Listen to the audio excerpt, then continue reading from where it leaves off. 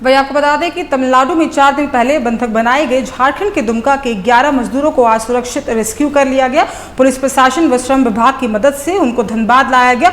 गौरतलब है कि रोजगार की तलाश में रामगढ़ प्रखंड के अमरा पहाड़ी से 11 मजदूर तमिलनाडु गए हुए थे, जहां उनको बंधक बनाकर उनके परिजनों से पैसे की मांग की गई थी। किया गया है, अब इन्हें मतलब कहाँ बैठने का प्लान कर रहे हैं? जैसा कि सर बताया सहायक श्रमायुक्त दुमका में, तो इन लोगों को बाय रोड दुमका ले जाया जाएगा और जो इनका पुनर्वास का जो सरकारी योजनाएं हैं उनसे जोड़ने का कार्य किया जाएगा, ताकि भविष्य में ही फिर बाहर कमाने नहीं जा सके और यहीं इनको रोजगार उपलब्ध हो और जितना भी सरकारी योजना हो उनको नियमितः जल्दी से जल्दी उनको मिल जाए।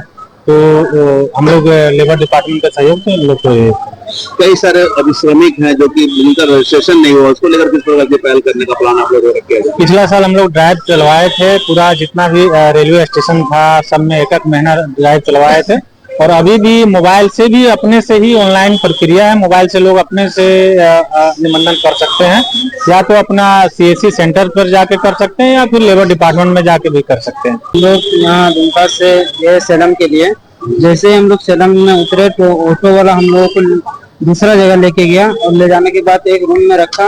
रूम में रखने के बाद जितना भी हम लोगों का मोबाइल था, बैग वैग चेक करने लगा, आधार वगैरह सब ले लिया सर।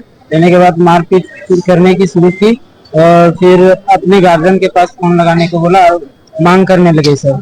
15,000 की मांग करने लगा कि घर से भेजवाओ 15,000 फिर छोड़ेंगे और नहीं तो काट के फेंक देंगे, कोई नहीं आएगा यहाँ पर बचाने के लिए। तो किस लिए तुम लोग कहाँ गए हुए थे? सेलम थे। सेलम गए थे, किस लिए गए थे आप लोग? काम की तरह से गए थे। काम के लिए गए थे? Yes sir. आप लोग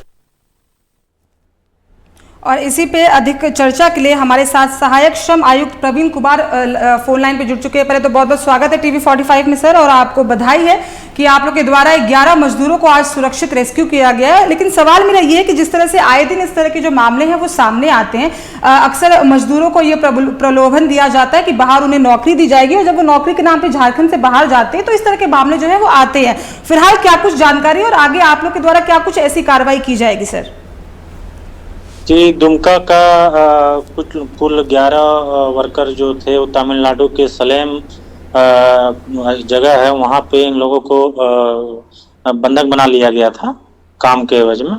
तो जानकारी मिली थी श्रम विभाग को, तो जो रांची में अवस्थित है माइग्रेंट सेल, उनके द्वारा और श्रम विभाग दुमका के द्वारा और धनबाद के द्वारा उनको लाया गया वहाँ से रेस्क्यू करके, और सम्मानजनक रूप से उनको जो दुमका फिर भेजा गया है। सर जानकारी एक और ये भी सामने निकल कर आ रही थी कि जो उनके परिजन थे उन्होंने ये आरोप लगाया था कि उनसे पैसों की मांग की जा रही थी। जब इन 11 मजदूरों को बंधक बनाया गया था तो जो इनके परिजन थे उनसे पैसे की मांग की गई थी, तो क्या उस पर क्या कुछ जानकारी, क्या इनके परिजनों के द्वारा पैसा दिया गया कि इन्हें सुरक्षित वापस लाया गया है?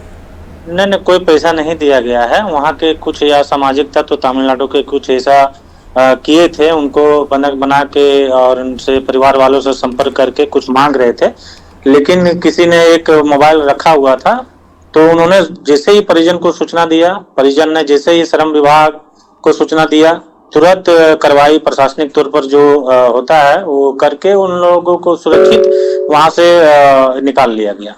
तमाम अहम जानकारी के लिए बहुत बहुत धन्यवाद आपका।